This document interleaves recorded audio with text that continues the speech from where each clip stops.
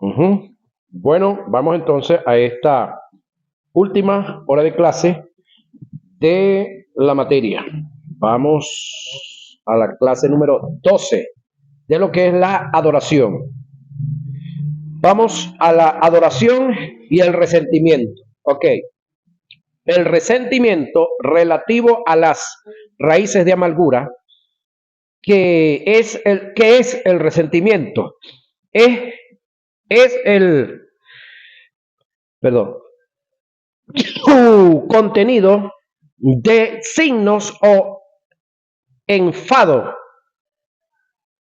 avivados por el recuerdo de una ofensa o un agravio recibido es, perdón, es el sentimiento de hostilidad o, o aversión hacia la persona que ha causado el daño. El resentimiento se denomina como las llamadas raíces de amargura, que es lo que mantiene al alma, oiga, atada, angustiada, desprovisto del favor de Dios. Una raíz de amargura, según el contexto bíblico, es aquel resentimiento que emana y produce frutos nocivos, letales y amargos que pueden envenenar, contaminar o influenciar el alma de los que nos rodean. Hebreos 12:15. Y que a su vez mantienen el alma envanecida de aquel que la posee y que es capaz de producir daños a cuesta de lo que sea. Ningún verdadero creyente puede usar su fe en adoración de una manera efectiva a menos que se haya librado de la raíz de amargura. Aferrarse a este resentimiento siempre va a estrofiar va a atrofiar nuestro crecimiento y promover espiritual. El Señor desea que su pueblo sea libre de este flagelo para vivir y moverse de acuerdo a su voluntad. Dejar ir el resentimiento equipara a cada creyente a experimentar cosas grandes en el Señor. El resentimiento o las raíces de amargura se manifiestan en tres aspectos que a continuación las vamos a desarrollar y a estudiar. Ellas son, odio, envidia y rencor. Hay que tomar en cuenta que estos resentimientos que se denominan raíces de amargura son compatibles el uno del otro. Casi siempre se manifiestan en conjunto, formando un vínculo vicioso, dándose una asociación recíproca para causar daño. En su mayoría, cuando hay odio, hay rencor; donde hay rencor, hay envidia, y así sucesivamente el resto como tal. Ahora, de estos tres tipos de resentimiento se deriva una serie de pecados que atentan contra la iglesia y que a su vez la destruyen como cuerpo. Pecados tales como la falta de perdón, el celo, la ira, el enojo, la maledicencia, el chisme, el escarnio, la censura, la difamación, el brollo, la contienda, la rivalidad, la competencia, la falta de unidad entre ellos. Por esta causa debemos luchar por todos los medios para que estos resentimientos no reinen en el corazón de un hijo de Dios. Pasemos a hacer un análisis de cada uno de ellos para tener mejor comprensión del tema. Odio. El odio es el aborrecimiento caracterizada por una gran aversión o disgusto profundo. El odio es un resentimiento complejo que puede incluir ira, temor, enemistad, desprecio, mala voluntad, deseos de perjuicio. Proverbios 10:12. El término odio no aparece en el canon del Nuevo Testamento. Es más familiar en el Antiguo Testamento. En el Nuevo está el equivalente a aborrecer, con las mismas propiedades y características del odio. El odio viene del hebreo sané, significa detestar. Tiene que ver con la necesidad, el sentido predominante del término asocia con los celos. El odio puede llevar a la persona que está envuelta en él al homicidio, al maltrato físico y verbal, a la censura, a la difamación, entre otras. El odio está asociado con la envidia. Es aquello que emana del interior del ser al verse desprovisto de lo que otros tienen.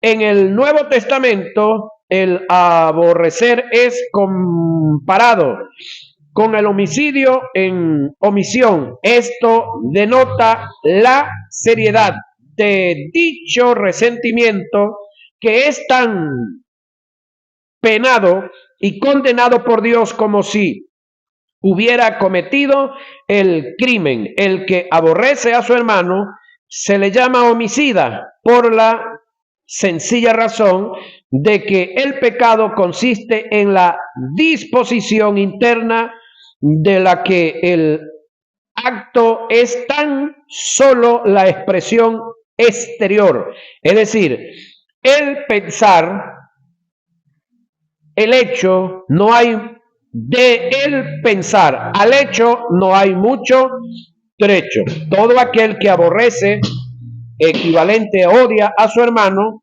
es un homicida o asesino, es equivalente también. Primera de Juan 3:15. Envidia es el sentimiento de disgusto, producto al ser testigo o oír de la prosperidad de otros. Santiago 4:2. El envidioso se molesta cuando otros prosperan y se alegra y celebra cuando otros fracasan. La envidia es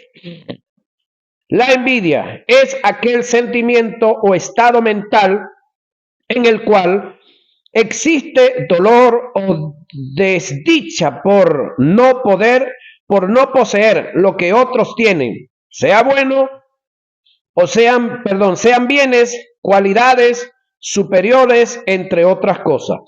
La envidia es el deseo de privar a otro de lo que tiene. La envidia está muy relacionada con el celo, el querer tener lo que otros tienen con motivos incorrectos. La envidia es un arduo deseo de querer ver a tus semejantes hundidos en el más grande de los fracasos. En el ámbito de psicoanálisis, la envidia es definida como un sentimiento experimentado por aquel que desea intensamente algo poseído por otro. La envidia daña la capacidad de gozar, es el factor más importante del socavamiento de los sentimientos del amor, ternura o gratitud. La envidia es un sentimiento enojo contra otra persona que posee o goza de algo deseado por el individuo envidioso, teniendo el impulso de quitarlo o dañarlo por causa de la envidia.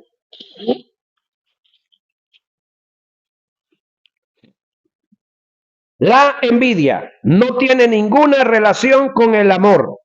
La persona envidiosa es insaciable porque su envidia proviene de su interior y por eso nunca puede quedar satisfecha, ya que siempre encontrará otro en quien centrarse. Por esta causa, el apóstol Santiago es muy claro en el asunto. Te lo voy a transcribir en diferentes versiones para que tengas mayor comprensión de lo delicado del asunto, tal como lo expresa el apóstol. Codiciáis y no tenéis, porque codiciáis y no tenéis, por eso cometéis homicidio. Soy envidioso y no pedís, no podéis obtener, por eso cometéis y hacéis guerra. No tenéis porque no pedís. La Biblia de las Américas. Ustedes quieren algo y no lo obtienen, matan, sienten envidia de alguna cosa y como no la pueden conseguir, luchan y se hacen la guerra. No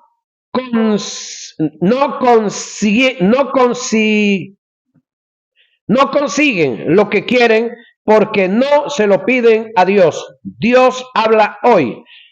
Dan algo y no lo consiguen. Matan y sienten envidia y no pueden obtener lo que quieren. Riñen y se hacen la guerra y no tienen porque no piden. Nueva Biblia al día. Desean lo que no tienen, entonces traman y hasta matan para conseguir. Envidian lo que otros tienen, pero no pueden obtener por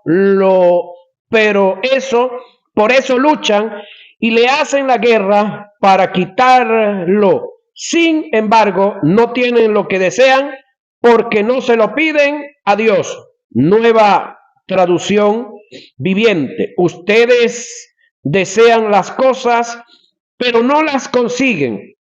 Si no las consiguen, su envidia puede llegar hasta el extremo de matar. Aún así, no consiguen lo que quieren. Por eso discuten y pelean y no consiguen lo que quieren porque no se lo piden a Dios. Palabra de Dios para todo.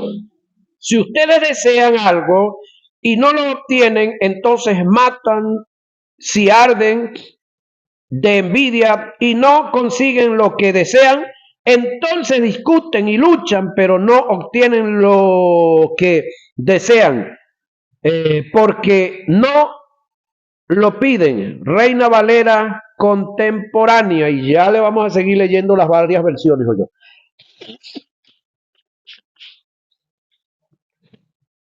Codiciáis y no tenéis, matáis y ardéis de envidia, y no pedís, y no podéis, alcanzar. Combatís y lucháis, pero no tenéis lo que deseáis, porque no pedís. Reina Valera 1960.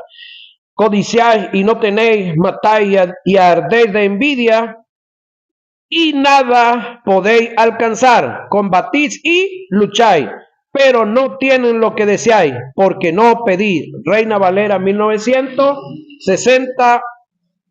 1995. Ahora, 1960, perdón. Codiciáis y no tenéis, matáis y ardéis de envidia y nada podéis alcanzar. Combatís y lucháis, pero no tienes lo que deseáis, porque no pedís. 1995. Son tan envidiosos que quieren tenerlo todo y cuando no lo pueden conseguir son capaces hasta de pelear, matar y promover la guerra. Pero ni así pueden conseguir lo que quieren. Ustedes no tienen porque no se lo piden a Dios. Traducción del lenguaje actual. Aquí hay una serie de versiones bíblicas que nos hablan acerca de el tema que estamos tratando. Rencor es el sentimiento es el resentimiento o sentimiento de hostilidad o enemistad hacia una persona motivado por una ofensa, daño o perjuicio sufrido. Es el resentimiento arraigado y persistente que no se olvida a pesar de la distancia o alejamiento. El rencor está familiarizado con el odio. El rencor trae como resultado la falta de perdón. El que siente rencor es porque ha sido herido o se ha dejado herir su ego o dañado emocionalmente de alguna manera. El rencor tiene un fin nefasto para quienes lo practican. Científicamente produce, problemas cardíacos tales como arritmia, infartos, entre otros, problemas estomacales como gastritis, úlcera, entre otros, enfermedades en el sistema cerebral como producto de la ira. Contraste se puede constante, se puede desatar derrames cerebrales y hasta aneurisma que producen la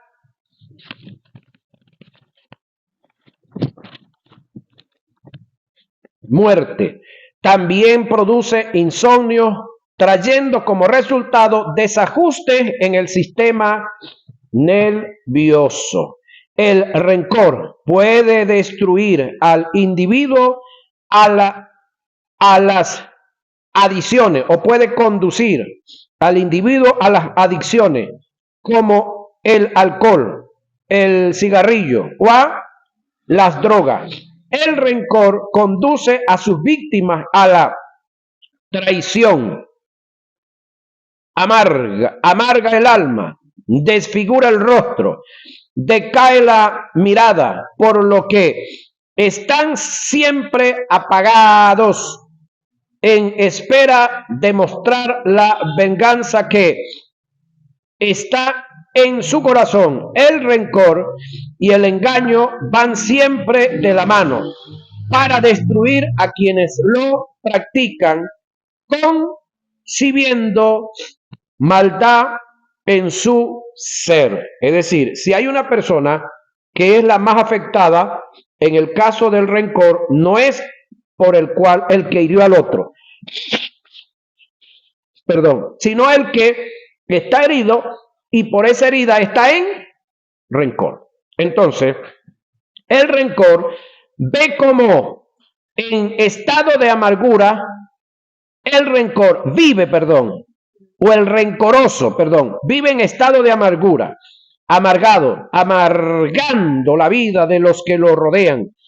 Es contaminante e influyente. El rencor es un cáncer psíquico que reconcome y acaba con la vida de aquellos que se sumergen en él.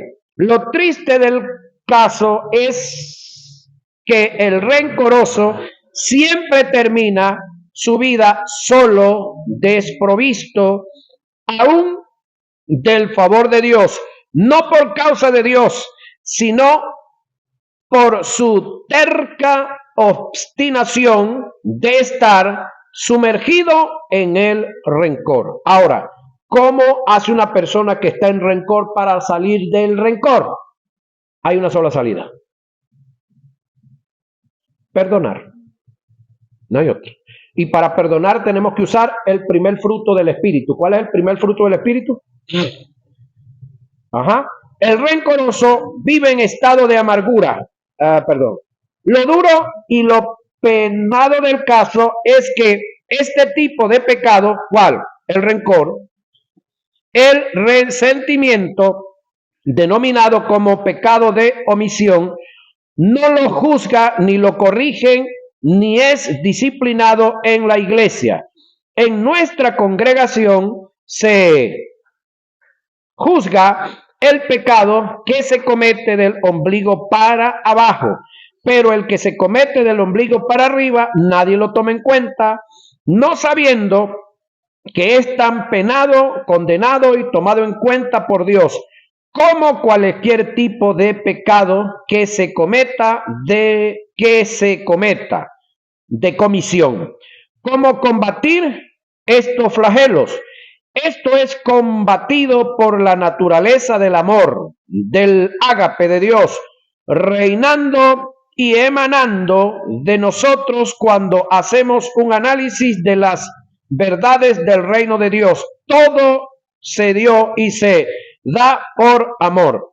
Las escrituras te definen el amor de Dios en 5 propiedades que son muy virtuosas: lo que el amor es, lo que el amor no es, lo que el amor hace y lo que el amor no hace, lo que el amor no deja de ser. El amor es sufrido, es benigno, el amor no tiene envidia, el amor no es jactancioso, no se envanece, no hace nada indebido, no busca lo suyo, no se irrita, no guarda rencor, no se goza de la injusticia, más se goza de la verdad.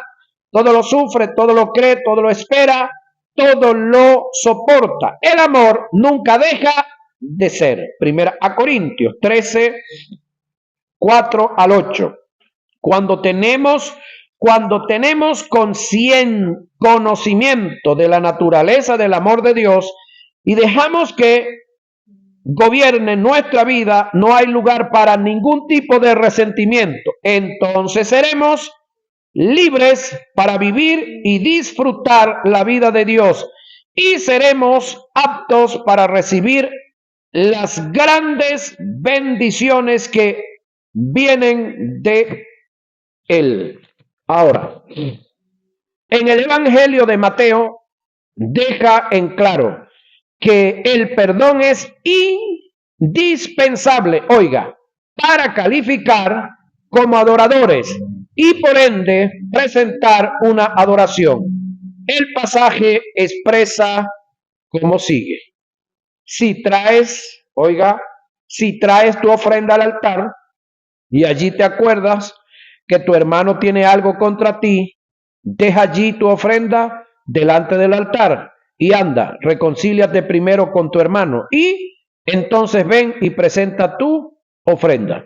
Mateo 5, 23 y 24. Reitero esto: si traes tu ofrenda al altar y allí te recuerdas que tu hermano tiene algo contra ti, deja allí tu ofrenda delante del altar y anda, reconcíliate primero con tu hermano y entonces ven y presenta tu adoración. Mateo 5, 23 y 24. Ahora, ¿qué fue lo que hizo Jesús en la cruz del Calvario? ¿Cuáles fueron sus primeras expresiones?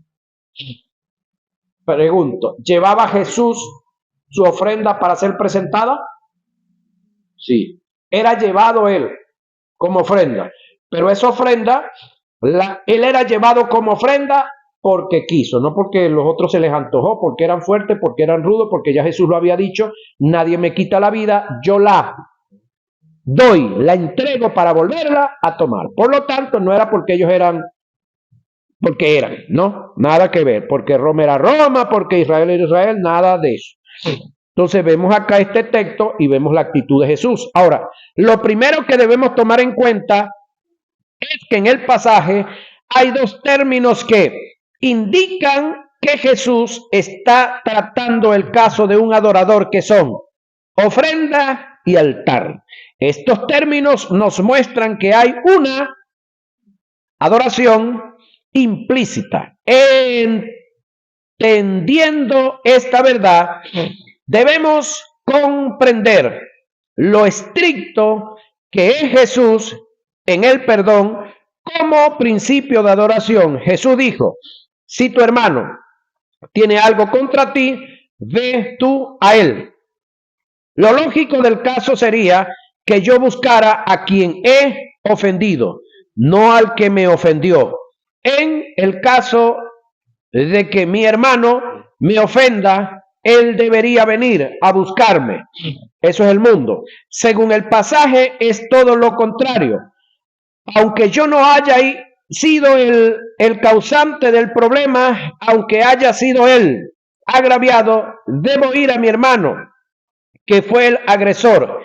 Esto nos muestra la seriedad del asunto en relación al perdón y a la adoración. El término reconciliar del griego es dialazo o diallazo, que indica, una reconciliación mutua o recíproca.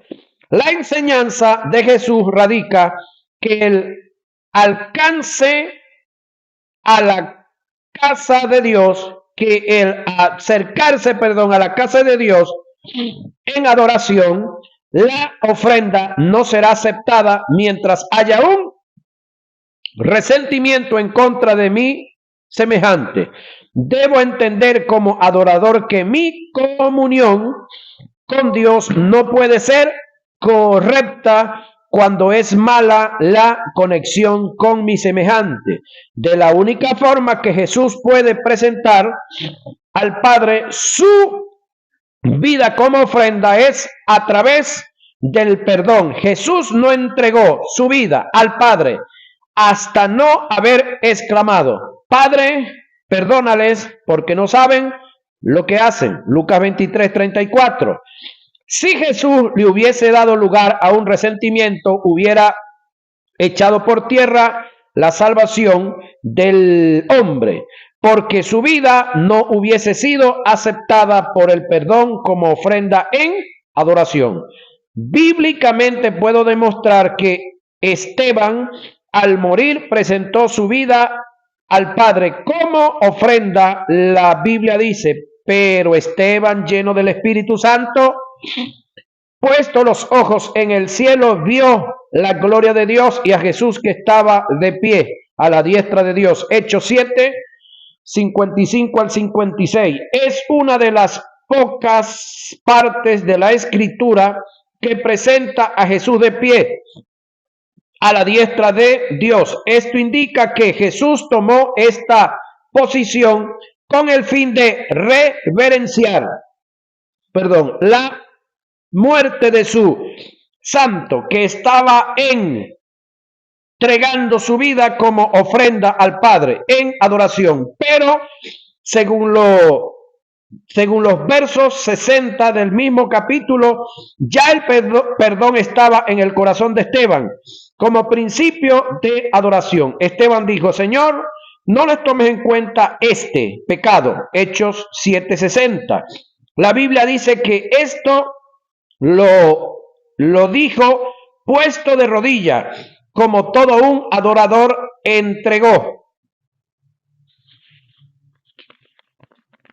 Como todo un adorador entregó su vida como ofrenda después de haber acudido al perdón. El hecho de que Esteban se haya puesto de rodillas y Jesús se haya puesto de pie indica que hubo un acto de adoración en la entrega de una vida, pero por delante de todo estuvo el perdón. Así que perdón otra vez. ¿Cómo puede la iglesia, en una forma colectiva o el creyente en una forma individual, calificar como adorador Si la mayoría están llenos de odio, celos, raíces de amargura, contienda, envidia, falta de perdón, competencia, engaño, traición, falsedad, dejar todas estas cosas no es fácil, pero es nuestra única opción para calificar como adoradores y presentar una verdadera adoración. Hay una lista de personas que debemos perdonar para ser efectivos en la adoración y a continuación te las voy a presentar. Es decir, al primero que tenemos que perdonar es a Dios. Hemos dicho muchas cosas contra Dios. Al otro que debemos de perdonar es a nuestros cónyuges, a nuestros padres, a nuestros líderes, a nuestros hermanos de sangre, por lo mala sangre, ¿no? A nuestros hijos, por lo desagradecidos, a todos los que te hicieron daño fuera de tu contorno. Y al otro que debemos de perdonar, ¿sabe a cuál es? A usted mismo, a yo mismo. Por lo torpe y por lo tosco que hemos sido muchas veces. Y por lo falto de hacer las cosas que muchas veces también lo hemos sido. Ahora, y para cerrar, vamos la fe y la adoración. Es decir, sin fe es imposible adorar a Dios. ¿Sí? Entonces, en los puntos 1 y 2 del tópico verdades intrínsecas en la adoración, señalamos algunos rasgos que tienen que ver con la adoración en fe. Lo primero que tratamos es que la adoración, oiga, es incondicional. No hay que condicionar a Dios ni condicionarnos nosotros. No hay un momento exacto para adorar como tal. No, todos los momentos se puede hacerlo. Y lo segundo es que adoremos a Dios, oiga, en medio de cualquier circunstancia. El no acondicionar la adoración y adorar en medio de cualquier circunstancia es un acto de adoración que conlleva a la fe. Implícita en estos casos es donde se pone a prueba el carácter de un verdadero adorador. Un adorador no busca los mejores momentos para adorar. Él lo hace bajo cualquier circunstancia. No es fácil reconocer a Dios como el sanador cuando se está enfermo. No es fácil reconocer a Dios como nuestro proveedor cuando se tiene un embargo encima. No es fácil reconocer a Dios como el que nos da la vida cuando por diversas circunstancias hemos perdido una batalla. Adorar en fe, oiga, es entender que, aunque no entendamos nada y no tengamos respuesta de las cosas adversas por la cual pasamos, Dios sigue siendo Dios. Su fidelidad, su integridad, su equidad, su rectitud, su veracidad no debe ser cuestionada ni puesta en duda por un adorador. Por fe, Abraham, en medio de la confusión, presentó a Isaac en adoración como ofrenda a Dios, en obediencia, no dudando de la palabra que Dios le había dado cuando le dijo: en Isaac te será llamada descendencia. Hebreos 11:18.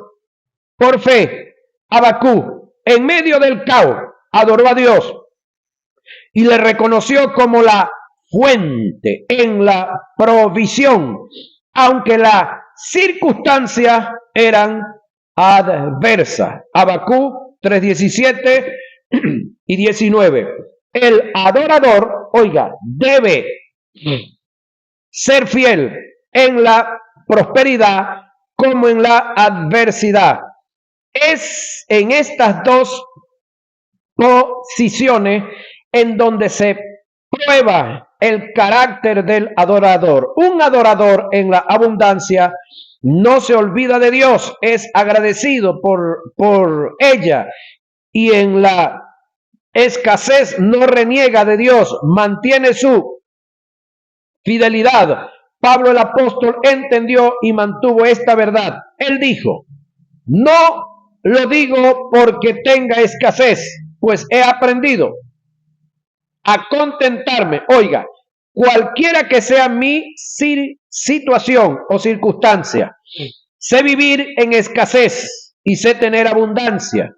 Y en todo y por todo estoy enseñado, así para estar, oiga, saciado como para tener hambre, así para tener abundancia como para padecer necesidades. Filipenses 4, 11 y 12. Pero a nosotros nos gusta el 13. Pero para llegar al 13 hay que pasar por el 11 y por el 12 primero. Ese es el detalle, que para llegar y disfrutar y hablar como Pablo habló en Filipenses 4:13, pues hay que pasar por el 11 y por el 12 con el mismo carácter. ¿Sí? Todo lo puedo después de pasar, porque todo lo puedo sin pasar, ¿cómo? ¿Sí? Después de haber expresado todas estas verdades, convencido de cada una de ellas, exclama con propiedad, en aptitud de gracia y adoración, fortalecido en sí, todo lo puedo en Cristo que me fortalece. Ese es el verso 13, donde todo nos gusta y lo sabemos en memoria.